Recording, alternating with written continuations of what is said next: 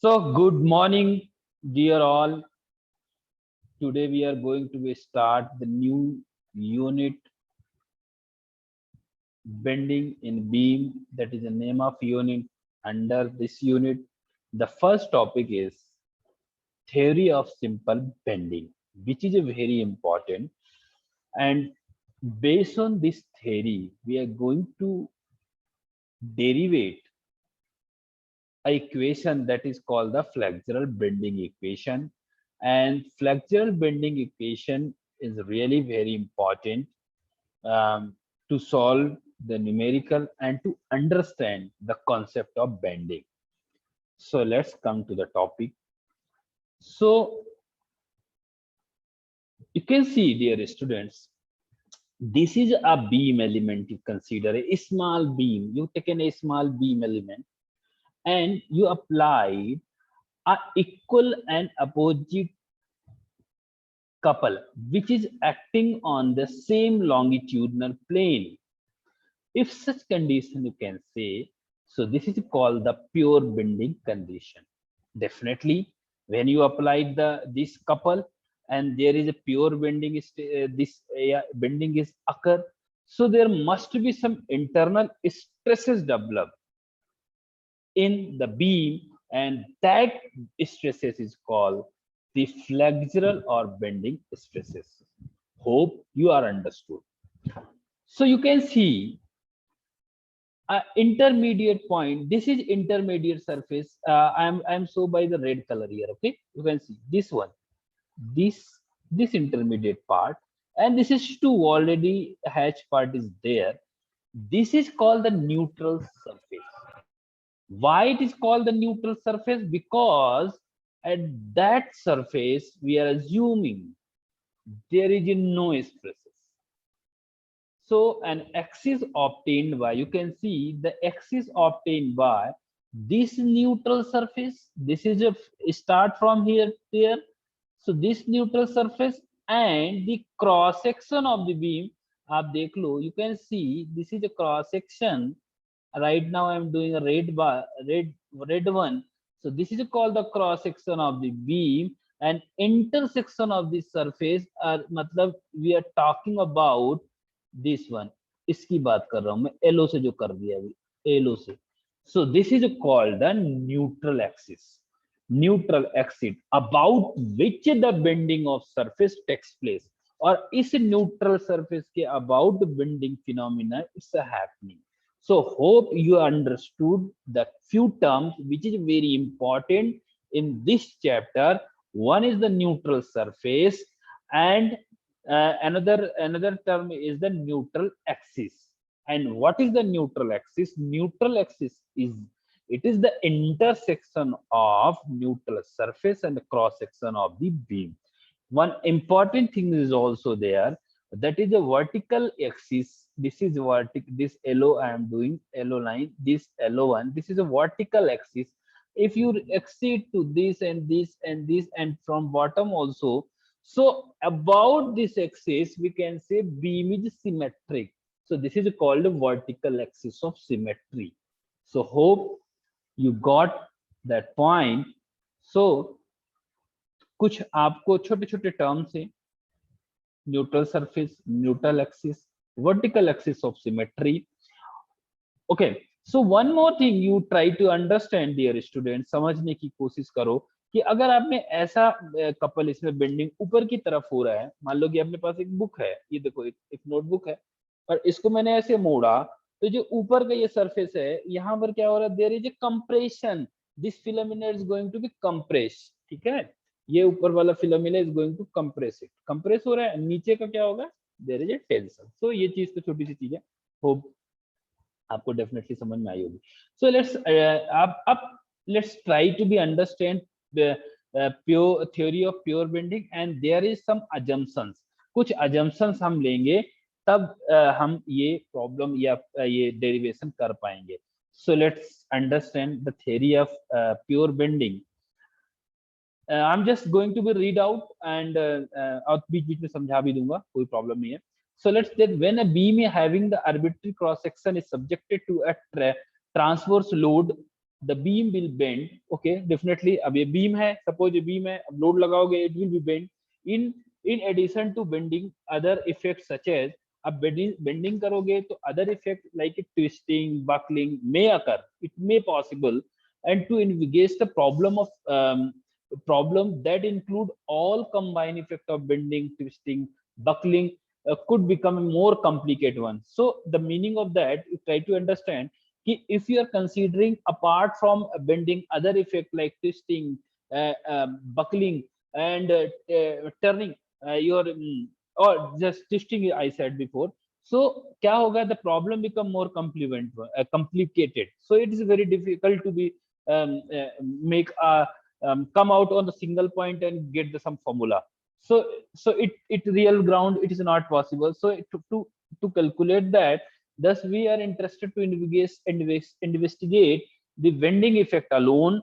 So in order to do so, we have to be put a certain constraint on geometry of beam and the manner of loading. तो हमको उस particular beam वाला sorry bending वाले part पे मोर concentrate करना है.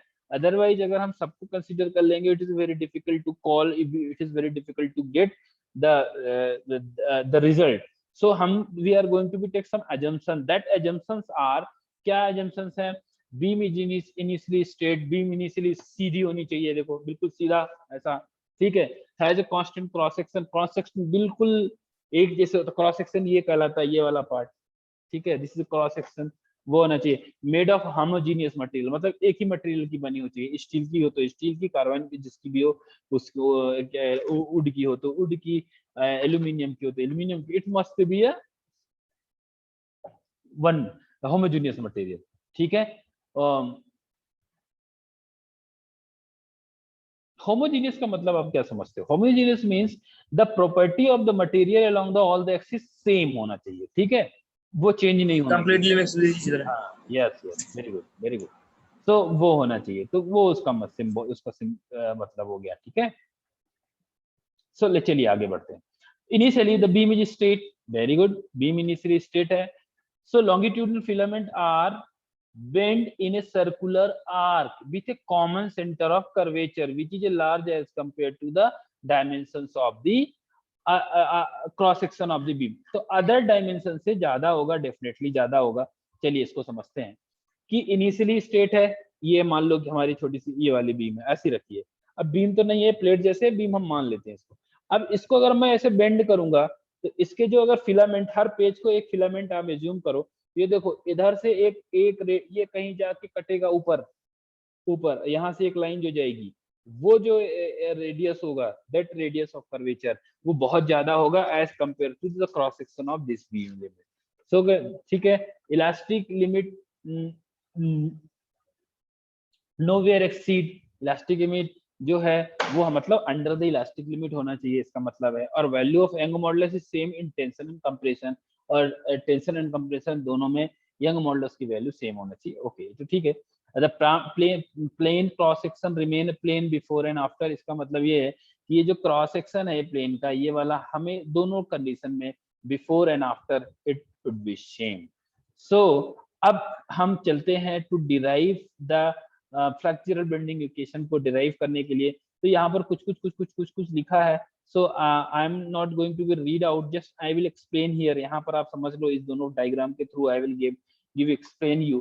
So my dear student, ये assume देखो जरा, ये वाला ये जो लाइन है, this is called a neutral surface. कौन सा न्यूट्रल सरफेस? पीछे वाला दिखाता हूँ, ये वाला.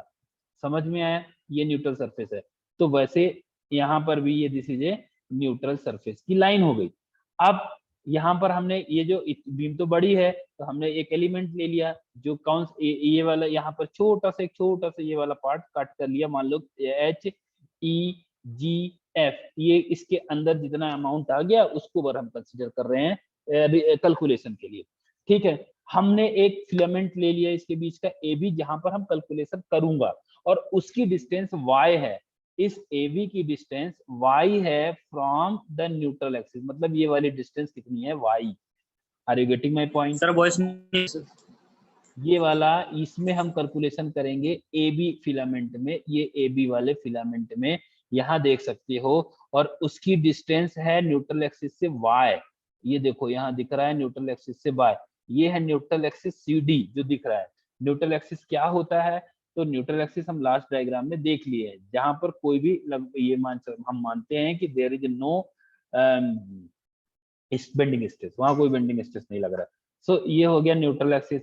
अब हमने क्या किया है इसमें, आपने क्या किया, इसको बेंड किया। बेंड किया मतलब आपने ये दो बेंडिंग मोमेंट अप्लाई किए। बेंडिंग मोमेंट अप्लाई किए तो ये समझिए, तो जब बेंडिंग मोमेंट अप्लाई करोगे, ये ऐसा था, ये बेंड होगा लाइक दिस, ये बेंड होगा, तो इसका कुछ रेडियस ऑफ कर्वेचर भी होगा। तो यहाँ समझो, ये रेडियस ऑफ कर्वेचर हमने माना आर है, आर है रेडियस ऑफ कर्वेचर। तो कहाँ से मेजर करोगे? न्यूट्रल एक्सिस से। R, R is the radius of curvature. तो इस रेडियस आर, ये एक कोई एंगल सबटेंड करेंगे, ये दोनों दोनों साइड से करेंगे, तो ये एंगल इसका हो गया, कर्वेचर का एंगल हो गया। यहाँ पर जितना भी कर्वे वो हमारा एलिमेंट था उसका एंगल मिल गया, एंगल दैट इज थीटा। तो अब देखिए ये H G now become H dash D dash, और ये A B now become A dash B dash. ठीक है, ए बी ये डॉट डॉट वाला है, ए डैश बी डैश, और सी डी ये बीच वाली लाइन है। Are you getting my point? और ई एफ ये सबसे नीचे वाला है। तो यहाँ पर आप समझो, ए जो डिस्टेंस है ये थोड़ा दूर जरूर दिख रहा है, ए यहाँ से है, ये वाला, सॉरी आर, ए नहीं आर, ये आर है, और वाई यहाँ दिया हुआ है, ये वाले की डिस्टेंस, ये वाली वाई है। ठीक है,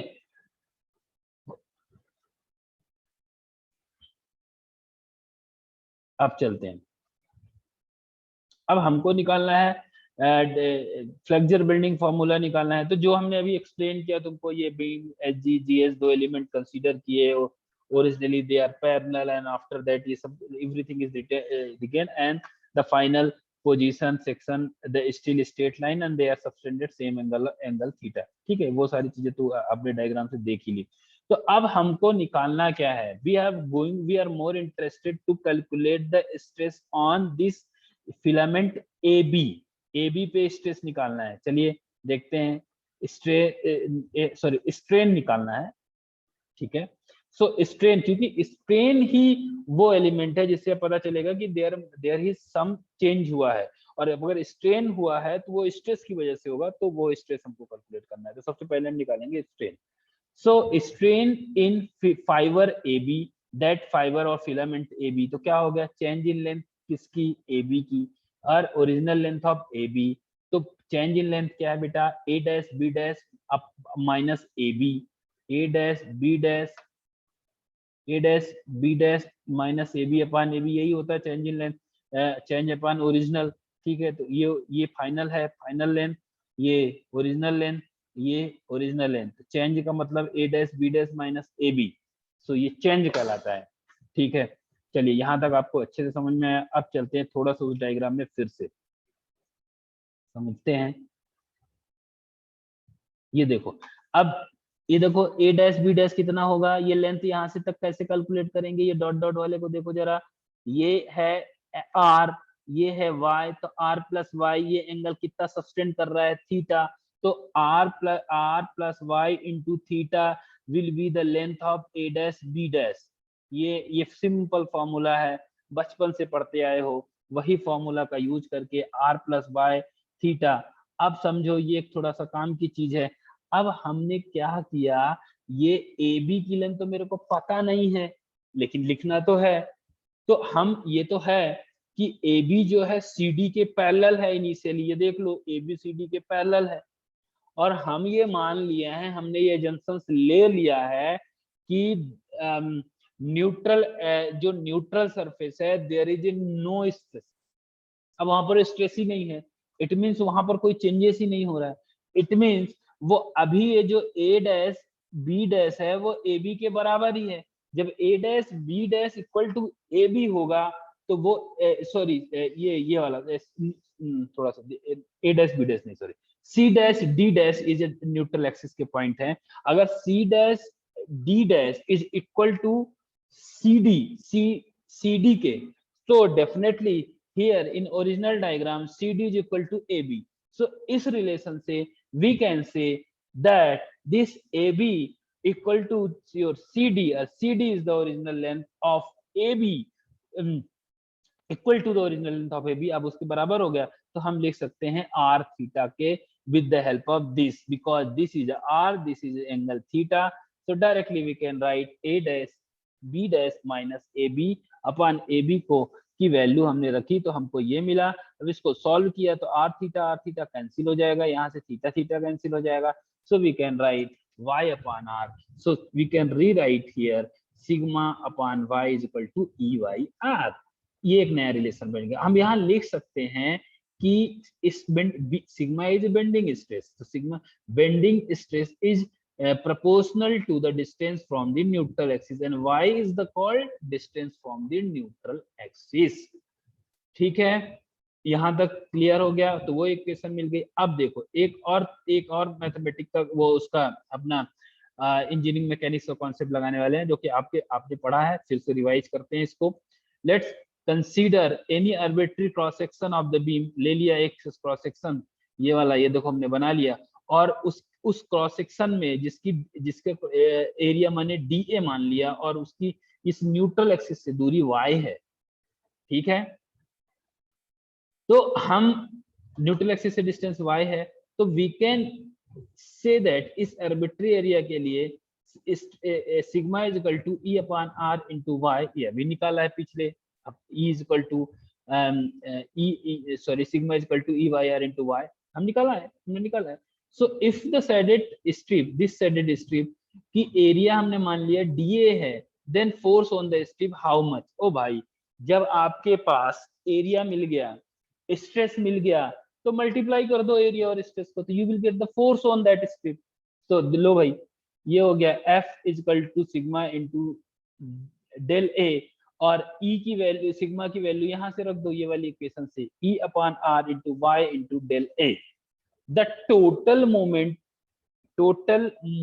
for the whole section is there equal to, देखो भाई साहब, अगर तुम्हारे पास फोर्स आ गया तो फिर मोमेंट निकालना बहुत आसान होता है, क्योंकि force into perpendicular distance is called the moment. ठीक है, तो force into perpendicular distance moment हो गया। अब पूरे एरिया के लिए चाहिए तो हमने कर दिया sum of this force into the distance is y, so ये हो गया E upon R y square del A। So ER बाहर कर दो, तो sum of y square del A, ये क्या कहलाता है? This is the second moment of the area, and second moment of area को आप बोलते हो, this is also said to be a moment of inertia. ठीक है, तो second moment of area is called moment of area is called moment of inertia. So it can be denoted as symbol I. So this term has been replaced, whole term is replaced by the I, and we can write m upon I equal to EY/R, equation number 2। और equation number 1 क्या था? Sigma upon y M upon EY/R, और यहाँ पर भी EY/R है, तो EY/R common है, तो इट मीन्स जब कंबाइन करेंगे तो you can write like this. So now your final equation sigma upon y m upon I EY/R. So this is the final equation, and this equation is known as flexural bending equation, और ये equation और इसको bending equation भी बोलते हैं। So this is a very popular equation, you can say, which is widely used to solve the numerical related to the bending. There you can see, इसको थोड़ा सा और ट्राई करते हैं, इसको आपको समझाने का कि इसमें क्या क्या है और क्या क्या निकाल सकते हो। देखो अब समझो इस इक्वेशन से कैसे खेल सकते हो। एक तो स्टेटमेंट आपको मिल गया कि जो बेंडिंग स्टेट है, this is stress is proportional to the distance from the neutral axis. Y is what? Y is the distance from the neutral axis. तो सिग्मा आप चाहे तो लिख लो, sigma is called bending stress, sigma is called bending stress.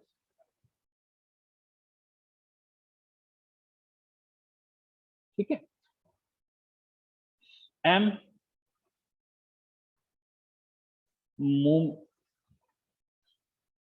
M क्या कहलाता है आपका? Bending moment, bending moment. चलो मैं नहीं लिख रहा हूं, नहीं लिखते बंदा है। And I is called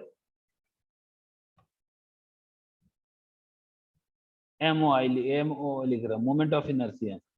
are is the radius of curvature, is the Young modulus, आपको पता है। और वाई इज कॉल्ड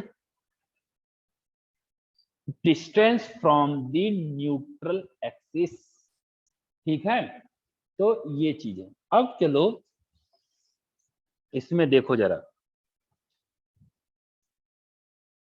कभी क्या करे ऐसा न्यूमेरिकल आ जाए बेंडिंग स्ट्रेस, अब क्वेश्चन क्या करे, इसको कर दो ई अपान, देखो जरा, ई अपान ए, सिग्मा अपान ई को आप लिख सकते हो वाई अपान। अब घुमाना है तुमको, गेट में क्वेश्चन कैसे पूछ सकता है, ये देखो, ये ई ये कहलाता है, ये बेंडिंग स्ट्रेन दे दिया, ये हो गया बेंडिंग स्ट्रेन।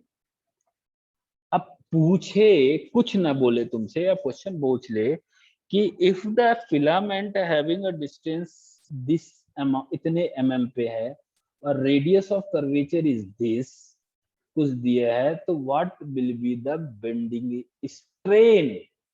तो आप y अपान आर को आपस में डिवाइड करके भी बेंडिंग स्ट्रेस कैलकुलेट, स्ट्रेन बात कर रहा हूं, बेंडिंग स्ट्रेन निकाल सकते हो।